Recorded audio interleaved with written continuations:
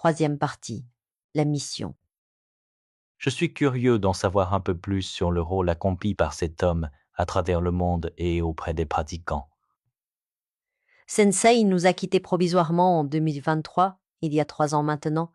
La transition est longue, et malgré ce que certains veulent croire, l'organisation stagne, et malgré les efforts de certains, beaucoup de pratiquants manquent d'enthousiasme par manque d'études, d'entraînement et de pratiques collectives.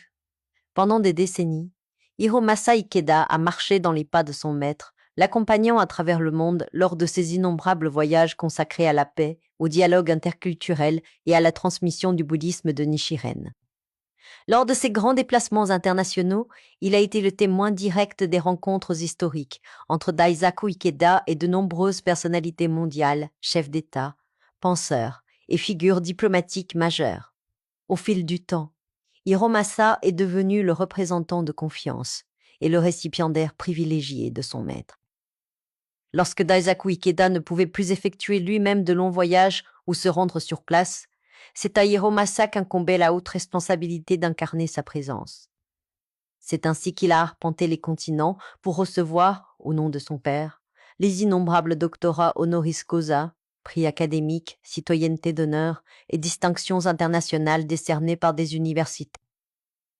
Plus qu'un simple rôle protocolaire, cette présence constante aux côtés de Daisaku Ikeda et cette mission de représentation à l'échelle globale lui ont permis d'intégrer au plus profond de lui la vision du maître, faisant de lui le gardien et le garant vivant de cet héritage spirituel pour les générations futures. En dehors de son envergure internationale et des liens étroits qu'il a tissés avec un grand nombre de personnalités influentes à travers la planète, Hiromasa Ikeda est avant tout un homme de terrain et un accompagnateur de J. Il n'a jamais cessé de se consacrer pleinement à l'encouragement des membres de la Soka Gakkai, portant une attention toute particulière à la jeunesse.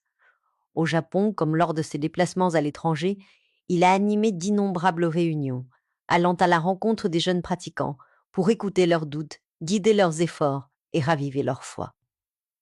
Par la parole vivante lors de ces rassemblements, mais aussi à travers ses nombreux écrits et essais, il s'est employé sans relâche à transmettre la philosophie du bouddhisme de Nichiren avec une pédagogie bienveillante, exigeante et profondément humaine.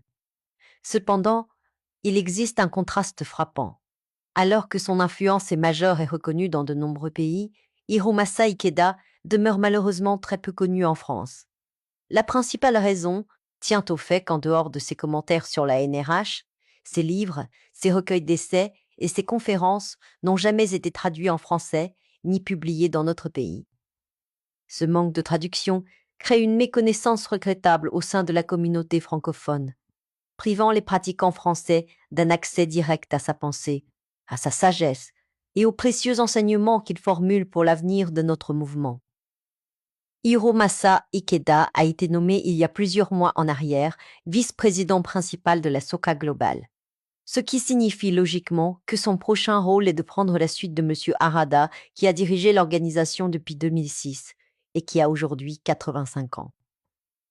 Beaucoup de pratiquants dans le monde qui ont connu et rencontré de loin ou de près M. Hiromasa Ikeda attendent avec impatience de le voir reprendre le flambeau de Kosen Rufu. Je comprends mieux aujourd'hui ton désir profond de voir Hiromasa Ikeda à la tête de ce grand mouvement qu'est la Soka Gakkai mondiale. Dans la Soka Gakkai, ce n'est pas le maître qui choisit ses disciples, mais ce sont les disciples qui choisissent leur maître. Rappelant les propos de Josei Toda, à la lecture d'un discours de notre maître Daisaku Ikeda, et grâce à lui, j'ai pu saisir avec ma vie le sens profond de cette phrase. Dans toutes les terres de Bouddha, nous renaîtrons toujours avec notre maître. Grâce à la force du Sutra du Lotus, le maître et le disciple renaissent toujours ensemble, vie après vie, en étudiant le Sutra du Lotus. Je ne fais que concrétiser ce principe qui existe depuis des milliards d'années. Ma relation de maître et disciple avec Makiguchi ne concerne pas seulement cette vie-ci. Quand je suis le maître, Makiguchi devient mon disciple, et quand il est le maître, je deviens son disciple à mon tour. C'est ainsi depuis longtemps, et cela se poursuivra dans l'avenir.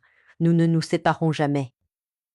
Nos vies sont éternelles et dans ce continuum, nous renaissons toujours avec nos 3 maîtres en propageant la loi universelle. Merci beaucoup pour cette explication.